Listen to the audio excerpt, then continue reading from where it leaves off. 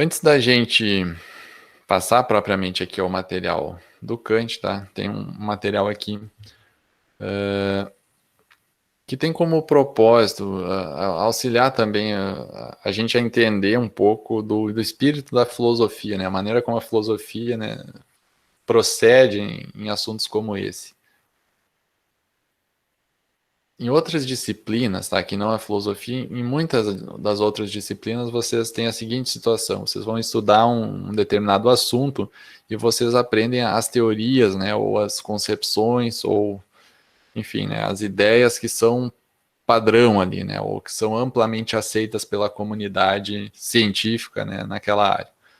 Na filosofia, a gente tem frequentemente uma situação oposta. A gente estuda uma porção de teorias sobre o mesmo assunto que são teorias rivais, teorias que uma questiona a outra, teorias que não estão em acordo, que estão em flagrante desacordo ou em conflito. E isso é uma situação que demora um pouco a gente conseguir entender o que isso, como é que isso funciona, né? Ou como é que pode ter uma disciplina que é como se fosse uma baguncinha, né? Ela ninguém se entende, né? Por que ninguém entra em acordo, né, nas questões filosóficas, enquanto que nas outras áreas as coisas parecem ser um pouco mais organizadas? Então, para ajudar a gente a entender isso, entender o que a gente está fazendo ao longo desse semestre, a gente começou lá com a teorias éticas, né? O que torna uma ação correta ou incorreta, eticamente valiosa ou eticamente incorreta. Essa foi a nossa pergunta base, né? Como a gente falou da chamada ética normativa. Aí a gente viu a deontologia como um primeiro tipo de teoria, depois falamos do consequencialismo. Agora vamos ver uma terceira teoria e depois veremos ainda uma outra. Então, o que a gente está fazendo, tá? Aqui uma maneira diferente, né, da gente olhar para isso que a gente está fazendo é como um jogo, tá? Como um jogo que tem a seguinte, que a gente pode ver exemplificado aqui do lado, tá? Então vou tentar exemplificar para vocês um pouco disso que a gente está fazendo de uma maneira diferente, num contexto aqui que é como se fosse um exemplo de brincadeira, tá? Mas é um exemplo que nos permite ver a situação de uma maneira talvez um pouco mais simples e por isso mesmo, né, nos permita compreender melhor o que a gente estava fazendo e o que a gente vai continuar fazendo mais um pouco, tá? Então imagine que a gente tem esse jogo, né? A gente começa sempre com uma pergunta do tipo o que é X, tá? Então um jogo geralmente é isso, tá? O jogo tem uma porção de regras, passos, né? Coisas que a gente faz e aí a gente joga, tá? Então como se fosse lá um jogo de tabuleiro, né? Que a gente tem os peões ali, joga o dado, né? Anda em determinadas casas, cai numa casa de determinado tipo, acontece uma determinada consequência, né? Volte 2 casas, avance 5 casas, coisas assim. Aqui tem um mini jogo, né? Ele tem algumas regrinhas, né? E os movimentos possíveis nesse jogo. Então, o ponto de partida nesse jogo vai ser sempre uma pergunta do tipo, o que é X, tá? Então vamos imaginar que a gente vai jogar esse jogo com a seguinte pergunta: o que é uma cadeira? Tá? E depois, o segundo passo nesse jogo é formular uma resposta provisória ou inicial para essa pergunta, tá? Alguém vai dizer, uma cadeira é tatatã, tá? E depois a gente vai, então essa resposta provisória, essa hipótese, né, a gente vai na sequência jogar em cima dela, tá? E vai funcionar da seguinte maneira: o que os demais vão tentar fazer, inclusive nós próprios podemos fazer podemos jogar sozinho esse jogo, tá? A gente vai tentar, para essa resposta inicial fornecida, tentar refutar ela, né? Ou tentar mostrar que aquela resposta não funciona. Tá? E para fazer isso, a gente tem dois movimentos permitidos no jogo que mostram, né, que a resposta é errada e que a gente tem que começar de novo. Então, uma maneira de mostrar que a resposta não funciona é encontrar uma cadeira que não é tatatã, certo? Alguém vai dizer lá, uma cadeira é x, y, z. E a gente vai dizer, existe aqui uma cadeira que não é x, y, z. Isso mostraria, então, que aquilo que foi apostado lá no início não funciona, tá? Isso mostraria que aquela condição que aparece lá na resposta sugerida não é uma condição necessária, tá? Para que algo seja uma cadeira, tá? Esse é um conceito técnico aqui. Então, quer dizer que não precisa que algo tenha aquelas características para ser uma cadeira, tá? Uma outra um outro movimento possível no jogo é encontrar algo que não seja uma cadeira, tá? Ou uma não cadeira, como eu estou dizendo aqui, que tenha aquelas características, tá? Então, eu poderia mostrar, então, que aquilo que foi sugerido lá não é uma condição suficiente para que algo seja cadeira, tá? Pode ter algo que tem aquela característica, mas que ainda assim não é uma cadeira, tá? Então, vamos jogar rapidinho uma vez aqui para a gente entender, tá? E quando a gente refuta a hipótese oferecida, a gente tem que formular uma nova resposta, tá? Tentar uma resposta melhor que seja mais difícil de refutar, tá? Essa é uma parte do que se faz na filosofia, tá? A filosofia, uma parte da filosofia é um jogo, nesse jogo esquisito aqui, tá? Onde a gente tenta responder perguntas o que é, tá? Ao fazer isso a gente está tentando encontrar definições para termos, né? Claro que daí não vai ser uma cadeira, vai ser outra coisa, tá? Mas vamos começar com a cadeira. Então alguém sugere aí uma resposta. O que é uma cadeira? Quem é que pode arriscar aí uma primeira resposta para a gente ver como que esse jogo funciona?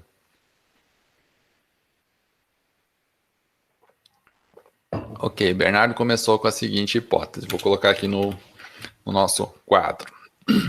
Então, uma cadeira, um objeto para se sentar. Ok. Então agora a gente vai jogar. Perdão, eu coloquei no lugar errado, né? A pergunta está ali em cima. Esse aqui vai no segundo passo. Então, uma cadeira é... Então, os 3 pontinhos aqui, né? É um objeto para se sentar. Ok.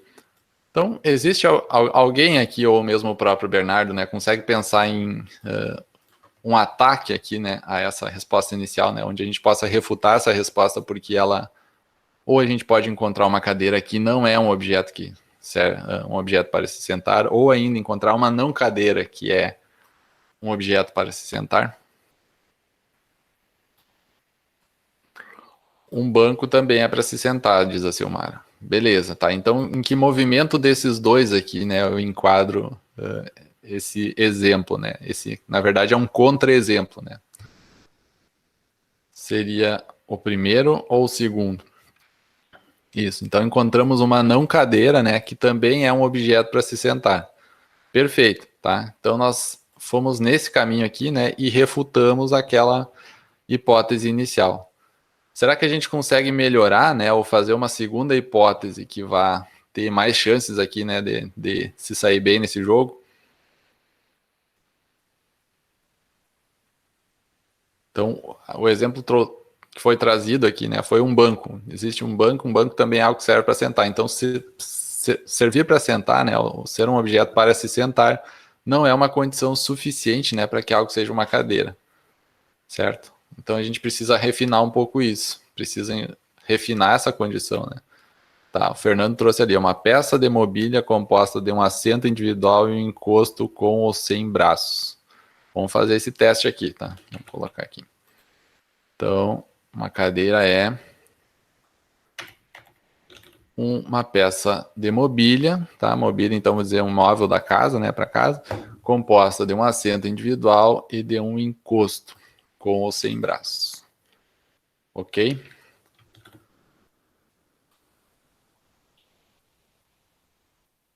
Então a Vitória Hermann trouxe um contra-exemplo, tá? Uma poltrona também é uma peça de mobília composta por um assento individual, tá? E de um encosto com ou sem braços. Então encontramos uma nova não cadeira, né, que satisfaz a hipótese colocada. Estão de acordo que temos uma refutação aqui também?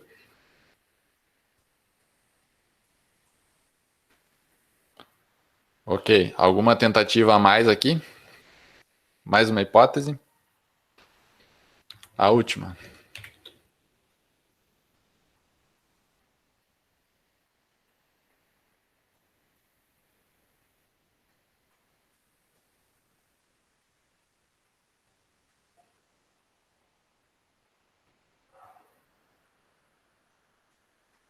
O Bernardo está achando que ainda dá para defender essa aqui, então um encosto com ou sem braços. Aqui então teria um detalhe sutil, né?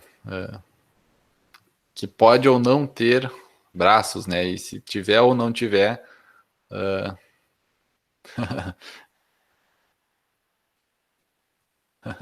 Tá, então aí a gente chegou, ó, aí agora a gente começou a ter uma definição interessante, né? Porque ela já gerou um pouco de controvérsia, tá? Então será que pode ter uma poltrona, viu? Que a gente precisa agora falar da natureza das poltronas para ver se a gente consegue definir as cadeiras também, tá? Porque chegou num caso aqui intermediário, tá?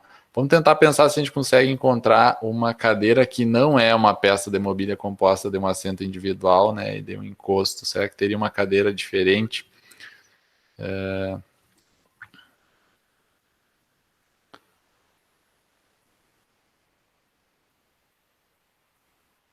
Eu não consigo pensar, né? Talvez seja uma condição necessária aqui, tá? Para ser uma cadeira que tenha um assento, né, encosto, com ou sem braços.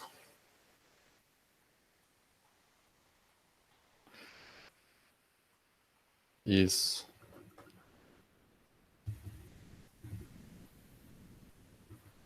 Beleza, tá? Acho que a gente chegou perto aqui, tá? Então, aqui seria uma...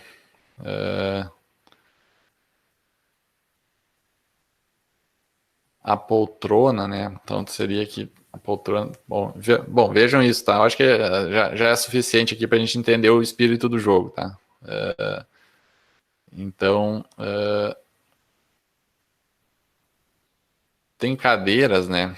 Vamos pensar, ó, tem a cadeira lá do cabeleireiro que ela não tem 3 ou 4 pés, né? Ela é um negócio redondo no meio, tá? Já viram? Tem cadeiras que é um negocinho, como se fosse um único pé, mas embaixo ele é redondo. Então, tem possibilidades aí na questão dos pés, tá? Beleza, gente. Acho que chegamos aí no objetivo de brincar com esse jogo um pouco, tá? Esse jogo é o jogo que a filosofia faz em alguns momentos, tá? E nós estamos jogando já esse jogo desde o início desse ano, tá? Só que com um assunto diferente, tá? Então a gente está jogando com essa outra pergunta aqui, né? Não o que é uma cadeira, tá? Mas o que é uma ação moralmente correta.